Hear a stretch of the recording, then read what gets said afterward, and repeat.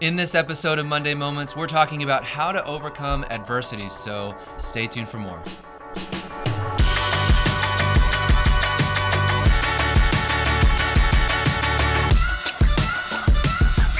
Hey there, welcome to another episode of Monday Moments, the show in which we take a deeper dive into Sunday's sermon. My name is Travis, and with me today is Pastor Tyler. Thanks for taking some time out of your day to talk about your message. If this is your first time joining us, we want to welcome you, first of all, and we want to invite you to consider hitting the subscribe button and the little bell icon next to it to be notified anytime new episodes get released. We really enjoy bringing content like this to you, and we just want to be sure that you get notified every time there's more content. So with that out of the way, let's jump into our discussion. Yeah, let's do it. As always, I think you did a great job. I think the sermon was fantastic, and I really appreciated your, I guess I say, kind of vulnerability, or I think maybe a better way to say it is how this discussion out of these chapters in Ezra were very personal to you. Yeah. I think that's number one. I think that's God's providence and God fulfilling his promise to provide comfort and giving you the opportunity to comfort others with the comfort that you've been given by God. And so I really appreciated kind of your personal connection with this message. And I think that came through. Yeah. And just as a quick overview, you mentioned a lot about just overcoming adversity. What does that look like? And how did we see adversity in the story of the Israelites rebuilding the temple? And you shared a little bit about that, the enemies of Israel coming in, and they at first kind of came in kind of sneakily and kind of deceptively, and it kind of looks helpful and good and everything, but then they came a little bit more aggressively as the story went on. And I think you did a great job of segueing into what does this look like from a modern perspective? What does that look like in today's world? When we talk about adversity, and we're talking about the enemy, right? Like that's kind of the Christianese phrase that we use to talk about, Satan and his scheme, right? Like the Apostle Paul talks about the schemes of the enemy. We're not unaware of his schemes. And so what does that actually look like? And I thought you did a great job of kind of breaking that down of here's what this looks like. When we talk about spiritual warfare, when we talk about attacks against our flesh, our minds, our hearts, our marriages, our families, our jobs, or whatever, I thought you did a great job of kind of explaining that. And so kind of, I guess just to kind of start off, can you kind of break that down? What does that look like practically when we talk about spiritual attacks, when we talk about adversity? What does that look like? Practically speaking in our world today? Yeah, so I think when we talk about adversity, the first thing we have to do is acknowledge that that we're going to face it, right? I mean, that was the encouraging news I shared, right? Was that you're going to face adversity. And I know that's not very encouraging, but it's true. I think the nature of the adversity we face is that it's going to at times seem insurmountable. I think we can all point to times in our lives where we faced adversity and we've looked at it and it's been this wall that's been so high that it seems unscalable, right? But the true nature of adversity when we walk with the Lord, when we walk with Jesus, is that there is no adversity that we can't overcome and that we can't get past with Him, right? And so that's the encouraging part about adversity, is that we face it and it seems insurmountable, but there's always a way through it. God provides that way through it for us.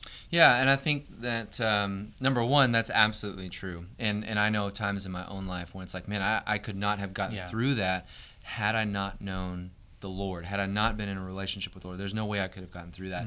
Mm-hmm. One of the things that I hear get kind of tossed around a lot is referencing the verse, God won't give us more than we can handle, especially as it relates to adversity that we face.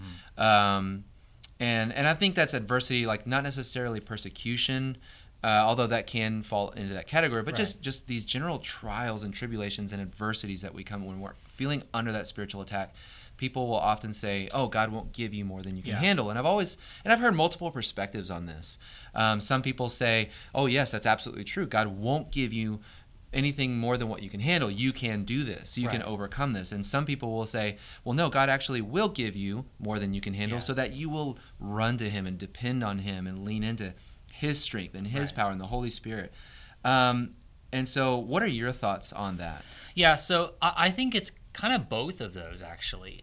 So I think the first thing from just a super practical standpoint is that I think we're capable of handling a lot more than we think we are, right? And so just from a practical standpoint, and this would be true, I mean, whether you're a believer or not. Now, obviously, there's a lot that we can't overcome without the Lord's providence and the Lord moving in our life. But there's this general grace, right, that God gives to everyone.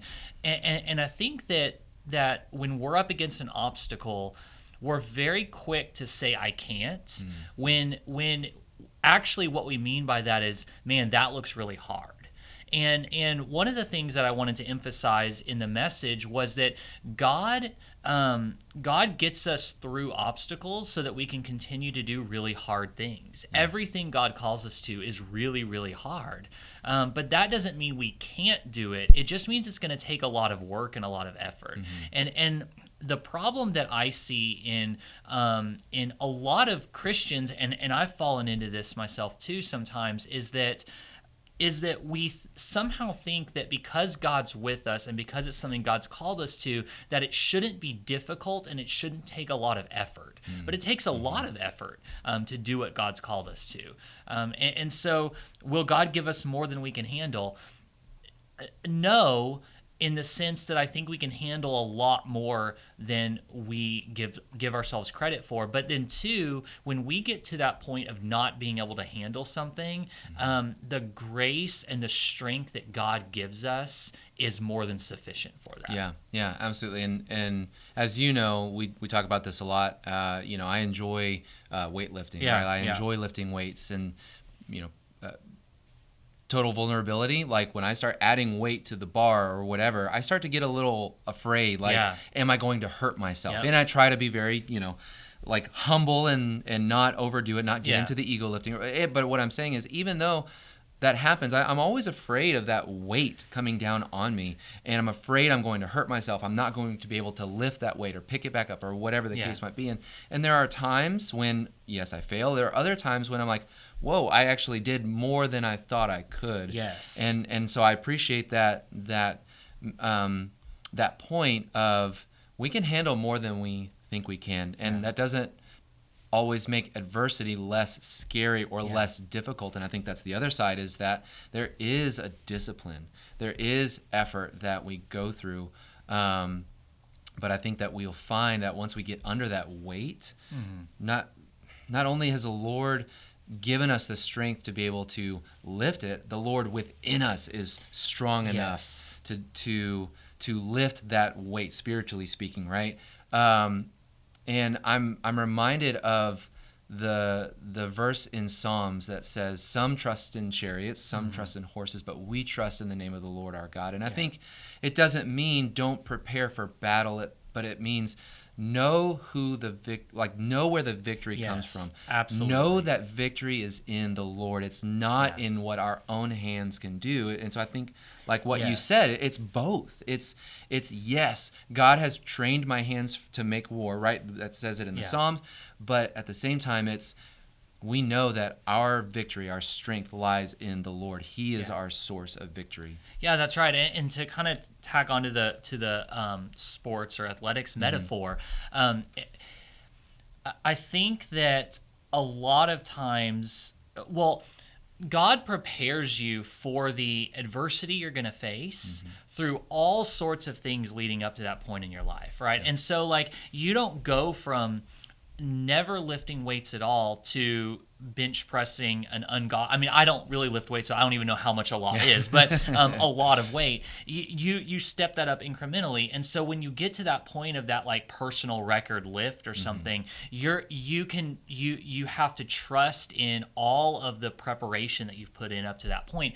When you're training for a full marathon for 26.2 miles, one of the interesting things is during the training you never run more than 18 to 20 miles in one run. You never actually run 26.2, and so what that takes is it takes you having to trust that you've put in the preparation to do that. And in our lives, in our families, or our business, or wherever it might be, God's prepared us to face whatever it is that's in front of us. And so I think that's an element of what God does to get us ready for these moments. Yeah, I think that's a great point. When we see that in the life of Moses, when God Yes. calls Moses to go lead the people of Israel out of Egypt, I mean, that's a huge, huge calling. And even Moses had some objections to that. Yep. And God said, Moses, look at what's in your hand. And it was a shepherd's staff. And Yeah. God had been preparing him. It doesn't mean that the actual act of bringing the Israelites out of Egypt wasn't hard, and there wasn't adverse. I mean, there was. We can read about that story and how many times Pharaoh's heart was hardened. I mean, there absolutely was more adversity in that, but God had been preparing Moses all up to that point. Speaking of preparation, one of the things that you talked about was showing up. This idea of showing up when God throws you a lifeline. And specifically in your message, and at the time of recording this and releasing this, we just had our marriage night, our marriage workshop. You talked about this idea of showing up when God throws you a lifeline, and that helps kind of prepare you for that adversity. And it kind of got me thinking of this concept that if any of you are familiar with Dave Ramsey, who gives great financial advice, he talks about having an emergency fund, setting aside a certain amount of money that in case you come up with an emergency, i.e., the transmission on my car just went out, and now I've got to fix it.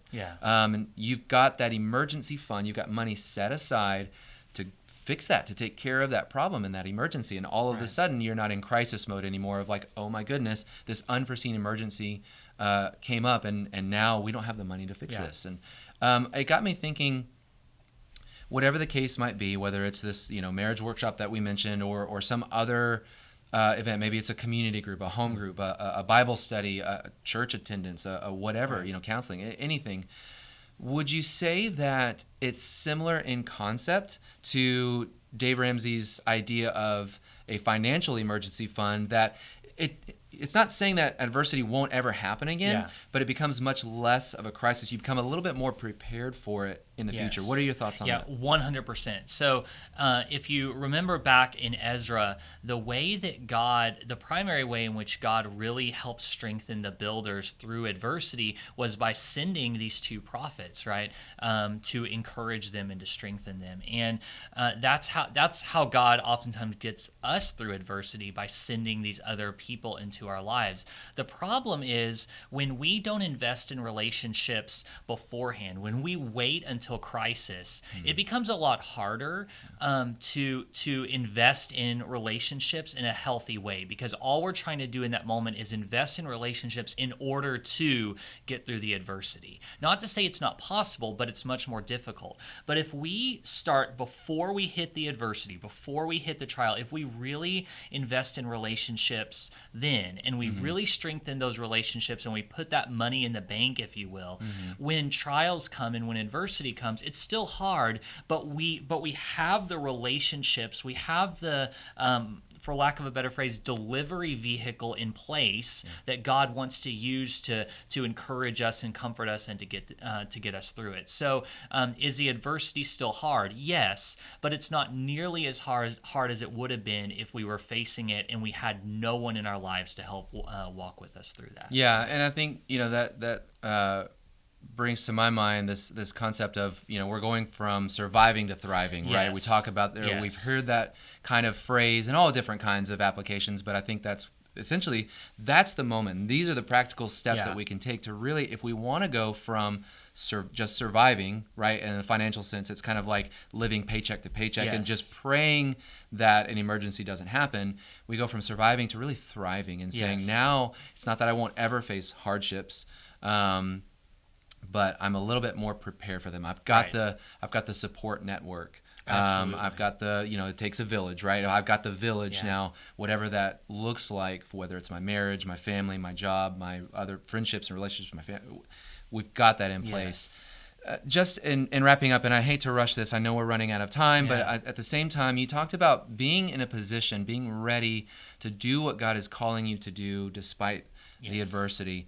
If somebody is watching this or listening to this and they're saying, I'm ready. I want to start being in a position. I want to start building that emotional, relational, spiritual emergency fund. Yes. What, practically speaking, what does that look like? Yeah, so a couple things on remaining in position. So the first thing to think about is what has God called you to?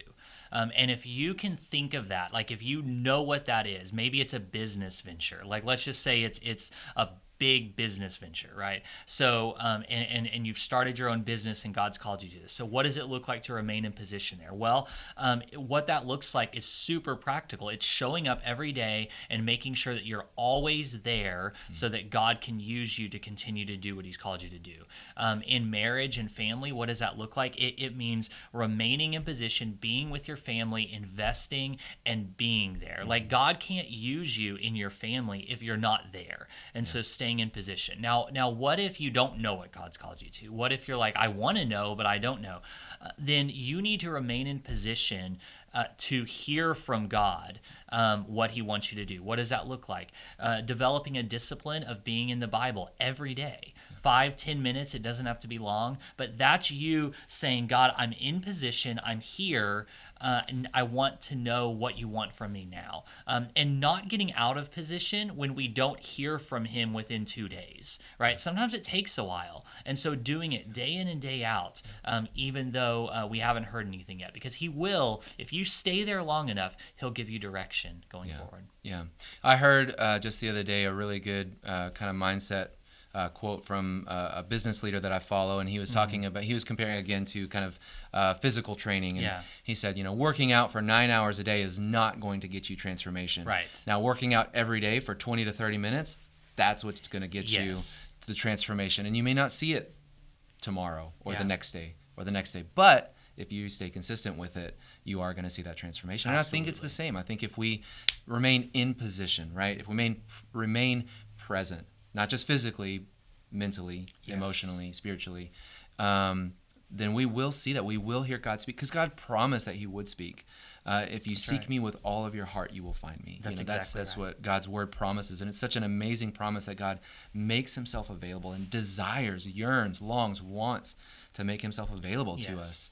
And so, I think if somebody's watching this or listening to this and they're saying, I want to start, but I don't know where, make your say, here I am, God. God, what is it that you want me to do? Would you speak to me? And he will, and believe that he will. So, well, I would love to talk a little bit longer about this. It was such a good sermon, a lot to dive into and take apart, but I really appreciate you taking some time out of your day to dive into it. And thank you so much for sticking around and watching or listening to another episode of Monday Moments. If you got something out of this episode, please let us know. Send us a message, leave us a comment. We love to hear from you. We would love to hear what you got out of this. Maybe if the Lord spoke something to you, we'd love to hear about it. So please feel free to share that. We would love to hear from you again. Thank you so much for joining us for another episode of Monday Moments, and we will see you next week.